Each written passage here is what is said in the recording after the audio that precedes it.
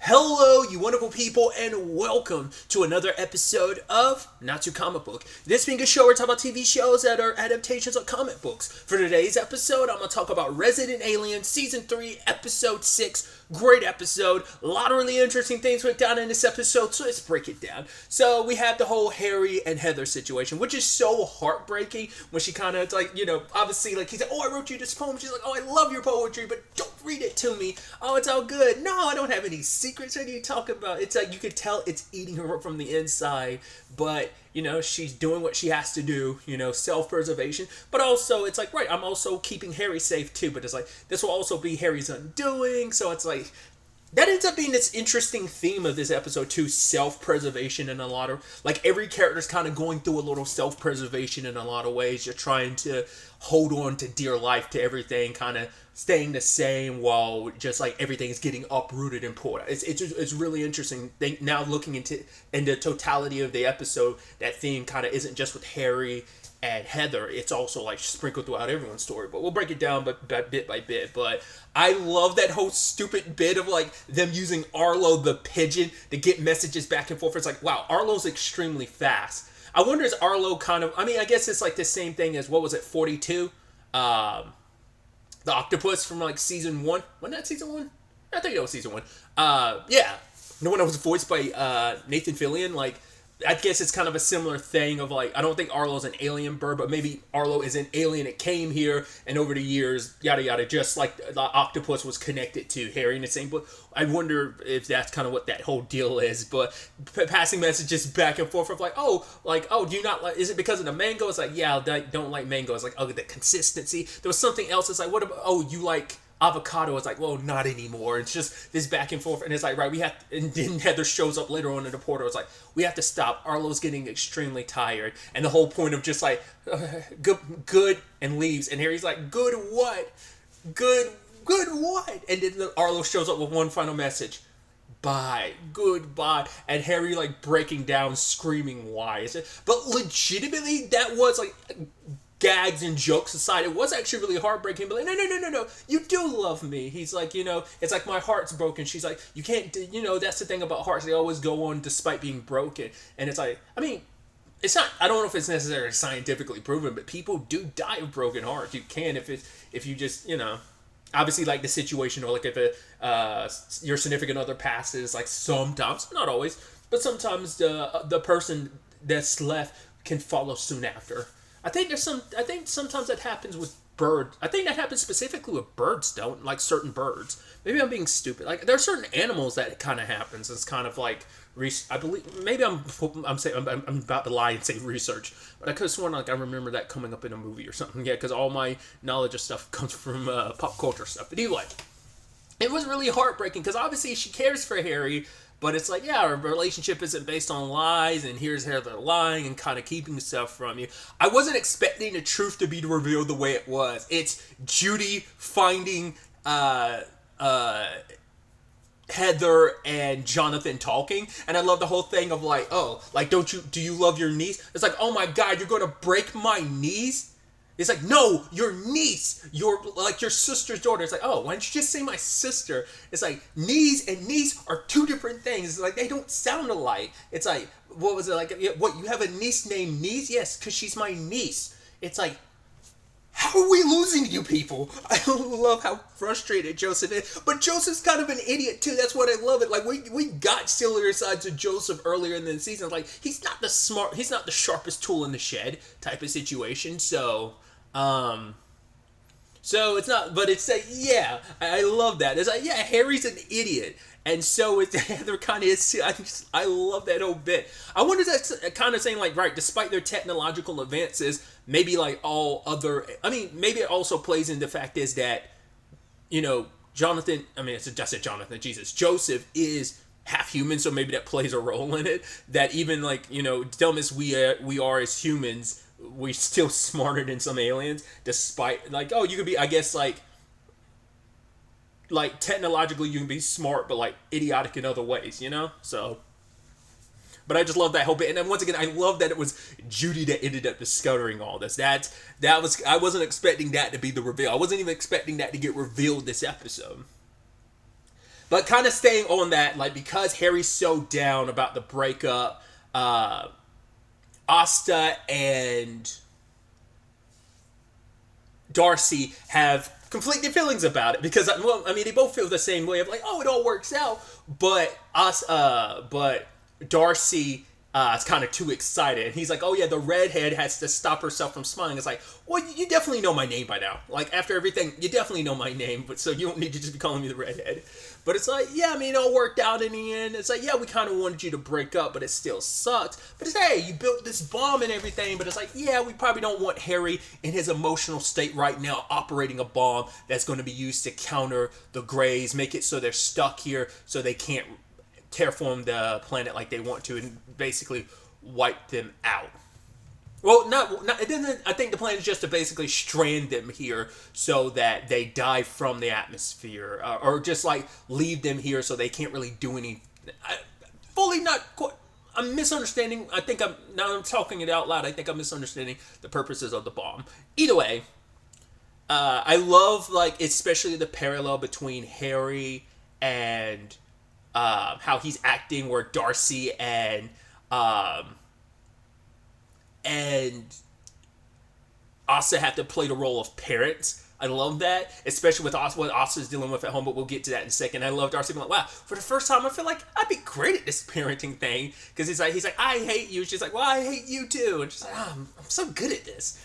Yeah, they have to, because he's acting like a teenager, like, oh, leave me alone, I hate you all, I hate this planet, I'm destroying this food, I don't want pizza, I hate everything about this world, Greys, come and kill me. It's like, right, a melodramatic teen, which Asa's already dealing with that at home, which ends up being this point of contention between her and Darcy, and it's like, it's a domino effect of, like, the ripple effect of the fallout of everything, because I was kind of thinking this, and Darcy ends up actually saying it in the episode, is that Asta isn't playing the mother role when it comes to Jay. She's kind of letting Jay do whatever, because I understand, like, you're afraid, like, if you push too hard. I mean, to be fair, you already saw what happened with her and her own, like, her mom, like, where it's like, hey, you pushed too hard, Jay just needed to get away from her mom because she doesn't like her mom, like, trying to, I mean, because all her mom apparently was telling her to do was like, right, you can go to Europe with your girlfriend. I have no issue with that, but you're going to go to college first. And it's like, that's where Jay's kind of like, oh man, you're like, you know, she's a rebellious teen, you know? Everyone's had that phase. I mean, it's probably like, she probably got a lot of that from Asta. It's probably written in her DNA, right? So there's a little bit of that, but it's also what Darcy says. Asta is her friend. I was like, I'm glad, because I was thinking that too. She doesn't want to rock the boat because it isn't a mother-daughter relationship they have right now. It is a friendship, because when you look at it, Asta was her friend first before she found out, hey, you're my biological mom. And I'm sure she looks at Darcy the same way. Like, it's like, you're kind of like my cool mom and my cool aunt, but really it's more like I view you as like my contemporaries, like, oh, like, you're cool, you're not like all like stingy like my mom is, like, you know, it becomes that, you know, Darcy being the cool aunt and everything, cool, that's my role, I'm fine with playing that role, but you're her mom, also you should kind of lay down the ground rules.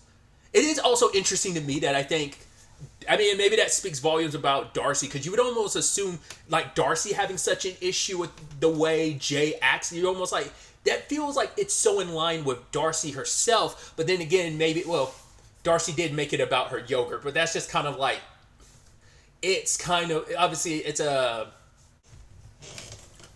symptom of a bigger problem is what it is at the end of the day, and I thought that was so interesting, but it's like, yeah, because Asta is like tiptoeing and not handling Jay the way she should, because she wants to be the cool mom. She's so scared of, like, I'm going to lose her. If I, like I said, because she see, like, what's going on between Jay and her mom, she's afraid of that happening. Plus, it's like, we're in a good place and I don't want to ruin that. But it's like, you do have to, like, you're not her friend. You are her mom. You have to, like, set those ground rules, and it's gonna be complicated, you know? I mean, that's the tough thing about being a parent. It is a thankless job. And I'm sure that could be, I mean, the problem is Jay would and could most likely throw it in your face of like, oh, you want to be my mom now? You weren't my mom most of my, you know? That could always get thrown in your face. It will most likely get thrown in your face, and it will cause some issues, but it's like, right, you know, this is still your place. You are letting Jay stay here. She's definitely not having to pay rent. So it's like, right, you aren't some kid. You are a teenager about to, like, leaving high school, about to go into college, you're going to, like, be responsible. And it's like, right, if I have to hear this from my mom, like, why do I have to hear it from someone who hasn't been really mom? Jay could take it there if she needs to, and like I said, being an angsty teen, there's a good enough chance she would. So there's that. But then there's also the Darcy side of things, where it's just like the back and forth of, hey, you only do, Darcy, you like, where she was calling out Asta for, hey, you only do stuff to make yourself feel better. You want to help those, like, you want to be the person that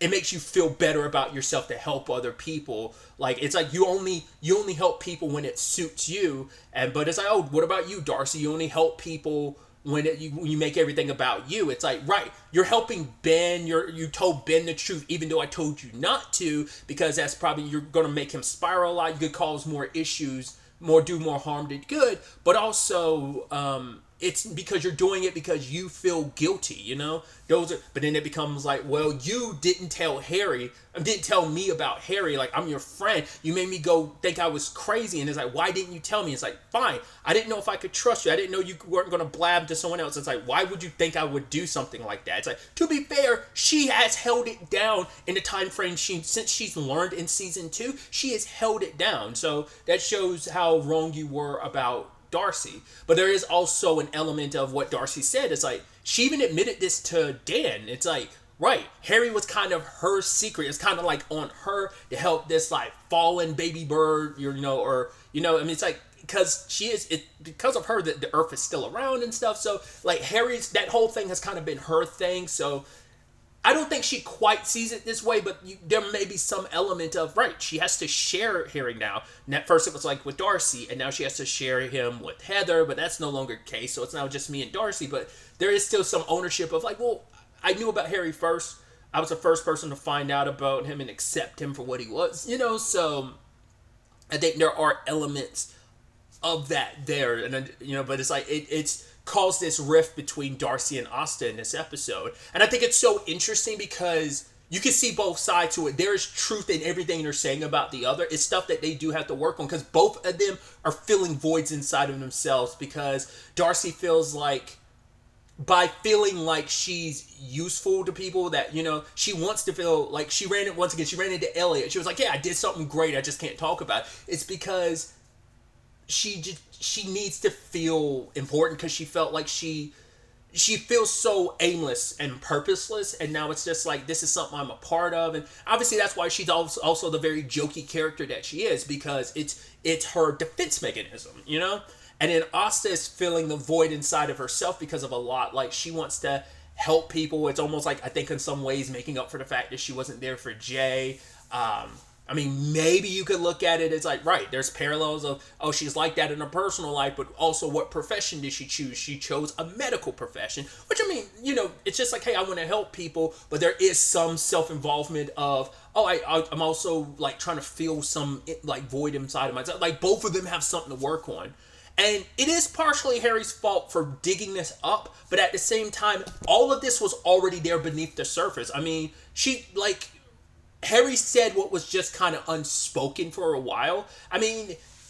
They probably could have come to this conclusion a lot less in a messy way. Harry made it the most messy way possible, but it's like they both had to hold up mirrors to themselves, but they're not willing to. They're willing to point out each other's flaws, but not their own, and recognize it. So that's the complicated rub of it all. It's like, I think they're going to be okay when it's all said and done, but it is a lot of, they have to look inward and realize, like, yeah, there's some truth. Oh, what Darcy said about me, there's some truth. Oh, what Asta said about me, there is some truth. That's why they're also so hurt and defensive, because they know there's truth to it. So it's definitely going to be interesting to see where things kind of go on that front.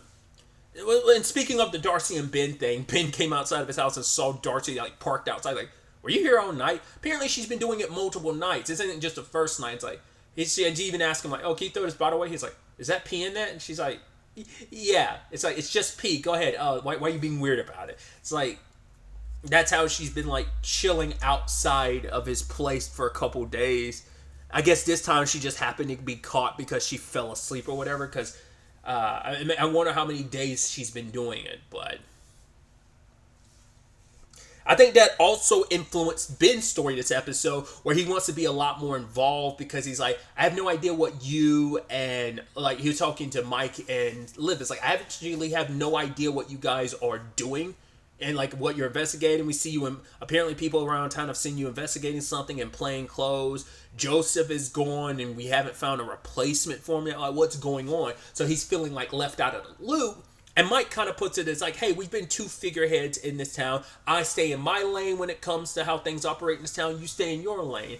But, you know, there used to be some form of, hey, we work together, but now I'm being left out of the loop. It's like, well, they don't know who to trust right now, but also it's like, it's Ben. But I think it's just, in his own way, I do believe Mike's probably keeping him separated from this just to keep him safe. And also it's like, kind of probably don't want you screwing up our investigation. So Ben just feels like, I think so much is feeling out of his control. Like, he doesn't fully believe Darcy about the whole alien thing, but he's not willing to call her crazy or anything like that. So I think he's spinning a little bit just like Kate is, and I think he just wants to have some semblance of control in his own life and feel like, kind of like Darcy's looking for her purpose and feeling a little wayward and lost. I think Ben's in the same boat. So thought that was interesting. Liv continues to take her step back from work because her grandmother continues to basically shit on her and talk about, like, oh, all the resources that are used going for alien stuff, even though that has nothing to do with what Liv's doing. I mean, yes, they're investigating Peter, the alien hunter's death, but, like, there's a larger conspiracy, which happens to be involved with aliens, but that's not the angle they're taking with this. They're just taking the angle of, yo, there's some, like, bad shit happening here in Patience, and we're trying to unravel this conspiracy and thing, and just not, once again, not knowing that it is alien-bound and alien-related. So, but yeah, it makes Liv feel bad, and even her grandma's like, oh, like, fix those creases in your pants. It's like, oh my gosh, she's right. I do have a crease in my bed. How did she see that from over there? You know? So, even had Liv at one of the meetings, and it's also that heartbreaking thing of like, oh yeah, here's this woman who would like, oh, like, she's like, hey, I've never had an alien experience, but I came here to support my daughter. So, and Liv is just kind of like, right, especially after everything with her grandmother, who continues to be an issue. It's like, oh, she's mean and gives deceptively strong noogies, apparently. But Kate showed up, and she tried to be like, no, it's okay, it's fine, I never had an experience. But then she's like, I've been seeing a lot of owls, and there's like apparently like 14 different species of owls. And then she starts talking about how she doesn't feel comfortable anywhere. She's like, I tried to convince my husband to sell our house because I didn't feel safe there anymore. She's like, but now I'm starting to feel like I'm not feeling safe anywhere. And then there's a guy in the meeting who had the exact same experience of like, oh yeah, I tried to like sell my house. And then one time when I was in the shower, I felt a lump behind my knee, in the back of my leg. And yeah, I think it's a microchip. And like Kate's been experiencing that. So in that moment, it's just like, it makes it even more real. Even to the point at the end of the episode, she handcuffs herself to the bed just to get some semblance of am I going crazy? I feel like I'm going crazy. I don't know if I'm actually okay. So that's heartbreaking. And the sad thing is, like, Ben doesn't know. Like, Ben and Kate need to talk so that what Darcy, because he could be like, yeah, Darcy said I've been abducted by aliens, and then Kate will be like, she said what? She's like, I don't know. Like, they need to talk. It probably won't be until the next episode. It might not even be till the season finale that they talk. I'm curious, will we end up with this season with every one of our main characters? I mean, Liv and Mike found out about Harry, but granted, they just don't remember. They found out last season, but they just don't remember. But I'm wondering if, like, Kate and Ben will find out too. And then, well, because Max has also been the one that talks about aliens. That's going to be interesting. That's an angle I hadn't thought about, where like Max has constantly brought up aliens in the past, and then Kate's going to be like, wait, Max, are you? He's like, yes. Yeah, Mom, like, aliens are real. Harry really is one and stuff like that. So maybe they might start biting the bullet more on it. Because that's the thing. They kind of made, I mean, to be fair, Harry gaslit Max and then it made people think Max was crazy. But, you know, now that Darcy's bringing up the alien stuff too, I'm sure they're going to start drawing those comparisons. I'm like, Max did say a little while back all that alien stuff, especially about Harry being one. Should we look into that more? Like I said, there's got to be communications in that family. It's going to be interesting to see when that does happen. And I don't think it's going to be an if, it's just a matter of when. Like, those conversations end up happening. We also finally found out who's the person that was following Mike. Turns out the person that was following Mike, I was like, oh, it's got to be Lena. close, it's Lena's son. It's like, yeah, I wanted to see what kind of man like my mom was dating. It's like, well, we're not dating anymore. He's like, yeah, my mom, like, I heard my mom complaining about it. Like, I think she was talking to a friend or something. It's like, you're so like caught up in her paying for stuff. It's like, that's weird. And he's like, yeah, this is grown folk business. He's like, yeah, like, but what kind of man like makes a woman cry? Like, she's been so devastated by this breakup, because just as much as Mike is super into her, she's super into him, and it's just he's so stuck in his ways. And he ended up having this interesting conversation with Dan, even though he's like, I don't want to talk about it. But Dan's like, all right. He's like, dude, you lost your mom at a pretty young age, and your dad basically gave you a very warped sense of what masculinity is, you know? And it is kind of messed up. It's like, yeah, like that very like misogynistic like approach he has is like, he's like very macho machismo thing going on of like, oh, no, I can't let a woman pay. Like, no, that's not how this works. You know, it's like being chivalrous is one thing, but it skews into that toxic masculinity when you kind of like overextend that. Like, no, having literal issues with her paying, and this is how she wants to show love of like, oh, I want to surprise you with like this gift or this trip or whatever, and I wanted to pay for it myself. Like I said, he recognizes those issues, and I love that he kind of brings it up to Liv later on. He's like, yeah, let me tell you about this friend of mine. He's like, is this friend you? He's like, can I finish? Like, this kid was raised by his father. Lewis, can you stop? And just goes on to the story, and he kind of talks about it because Liv has been feeling bad about everything her grandma's put her through. And so it's like, right, because it's like, right, the group meeting made her realize she never had any support in her family. And so Mike kind of is able to kind of put it out there. And he's also like, right, you know, you have someone, and I know just a guy that'll be there for you, Liv, that supports you. I won't lie to you, for a second, he wasn't, obviously, I know he was talking about himself in the story, obviously, but it's like, for some reason, I almost expected the story to end with him being like, no, I'm not talking about me, and try to get Ben to go to the meetings with her to support her. I thought that's what it was, but it's like, no, of course Mike's going to be there to support her. So, but it was like, no, not even about, I thought it was about the meetings. It was like, no, it was about confronting her grandmother, because she actually got support in the meeting because she had someone there with her, Kate, and she's able to support her. So there's that. But yeah, she confronts her grandmother, and it's like she didn't want to go, and she's afraid to knock, and Mike grabs her hand and makes her knock something. She said, ow, I think I'm bleeding.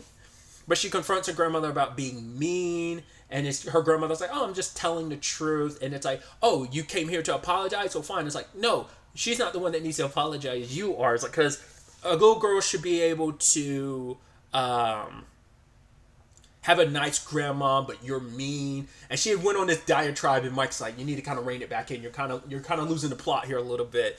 And it's like, because she's like, you jumped down my throat because of the deviled egg. Yes, I stole your deviled egg recipe, but it's because I wanted to be like you. I admired you. I loved you. But then, like, you spread and started talking mad shit about me to the rest of the family.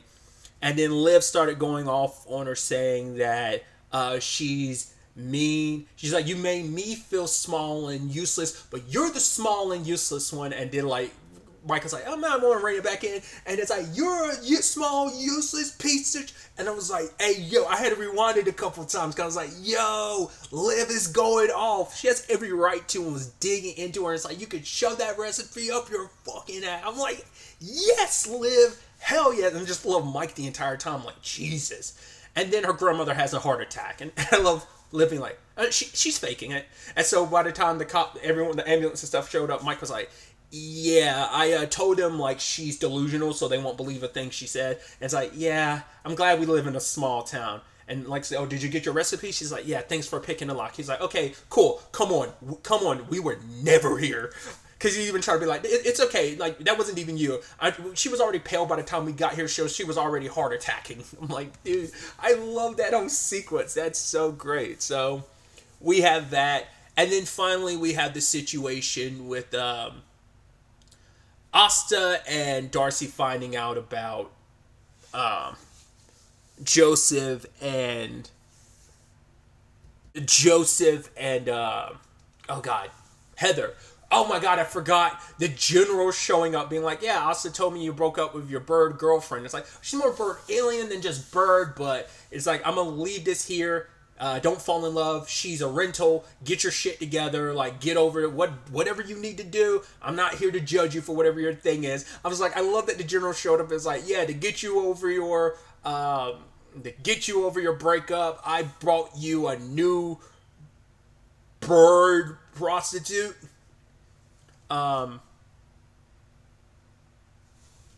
God, only thing I can think of in my head is just like Ussy, just because it's like, once again, that's one of the craziest things that, I don't know if that's a Gen Z, I think that's a Gen Z thing, maybe it's a millennial thing too, but like, once again, it's one of my favorite, it's so weird to say like trends, but like adding Ussy to the end of everything, like it's just one of the weirdest things I've ever, like, I think it's one of the funniest things that the internet ever came up with. I know I'm speaking obviously hyperbolic, but still, it's just, that's all that crossed my mind of like, oh yeah, like what would be the word? It's like giving Harry that bird Ussy. It's like, well, the same thing would be applicable in Heather's case too. But I love him talking to the bird, being like, we don't have to do anything. We could just talk. And it's like him and the bird smashed. So I love later on in the episode, at the end of the episode, where he's playing his guitar about like, oh, he hopes our heart gets ripped out. The bird's still in the background. So like, if they hadn't smashed already, they're gonna Super Smash Bros soon enough. But so that was I just love that. It's like basically the general hired a prostitute to sleep with Harry to get his mind off of Heather.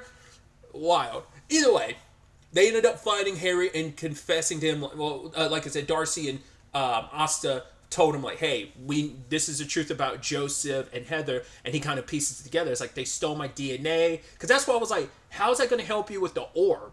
Because like the whole point was to get Harry, and then Harry's like, oh, they're going to try and clone me. I was like, oh, never crossed my mind that they would do that, but they probably would have the technology to do that, wouldn't they? So it's like, right, they're going to clone me. They have my orb. That means that they will be able to expedite their plans. So, but obviously it's like, well, we know that we gave the orb to Peter's son, and I love they calls him up, and then Joseph's like, yeah, me and the guys are stopping by the malt shop, and he changes his voice, and Harry's like, ha ha ha, yeah, the Greys have my orb.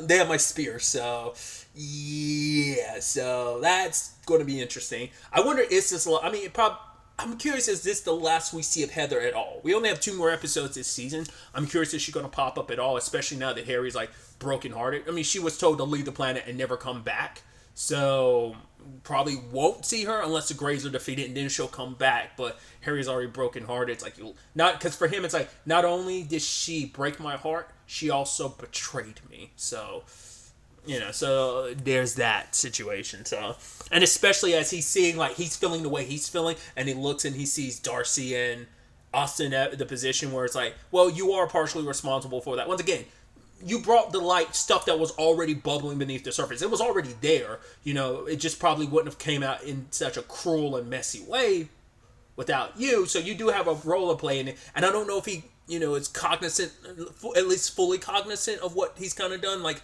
the ripple effect this has kind of had on their relationship. So it's going to be interesting to see where all that goes. Did forget about it, that the opening of the episode ties into the very ending of the episode, where we see that Harry's kid came back to her. So I'm like, why'd you come back? Because it's at the beginning of the episode, and it's at the very end of the episode that his kid comes back, takes on the form of a driver, and it's like, oh, why are you here? And it's like, well, I'm here to kill my father. And I'm like, which is like, well, technically your father is dead because that's Harry from the future, but it's like, it's still Harry, so it's still your dad regardless, even though this version of Harry hasn't had him yet. But it's like, why do you hate Harry so much? Because you feel like maybe it's just maybe it's meant to be a parallel with Heather, where it's like, hey, you abandoned me? Or maybe it's like, hey, you sent me back to this planet, and maybe because of my relationship to you, I felt so alone and isolated. I had no one. All I had was you, and you thought you were doing what was best for me, but in actuality, you screwed me up, so that's why I'm here to kill you. Like, I have beef with you, Dad.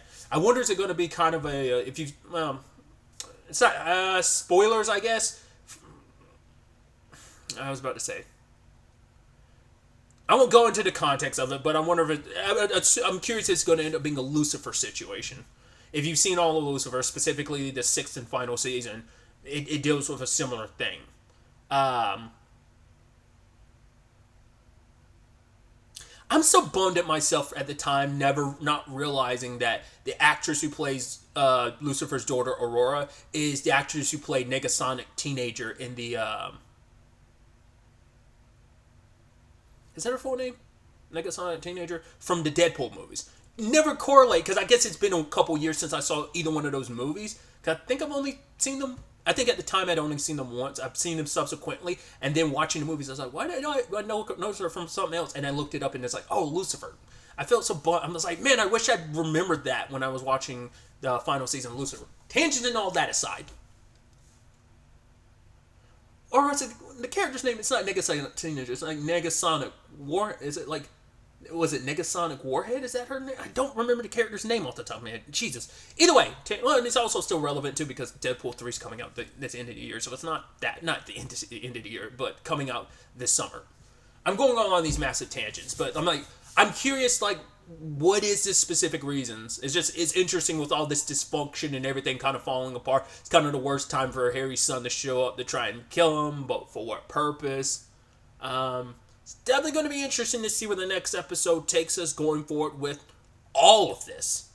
But really, that's all I wanted to talk about. Till the next time we meet, be happy, be safe, live life to the fullest, and enjoy it.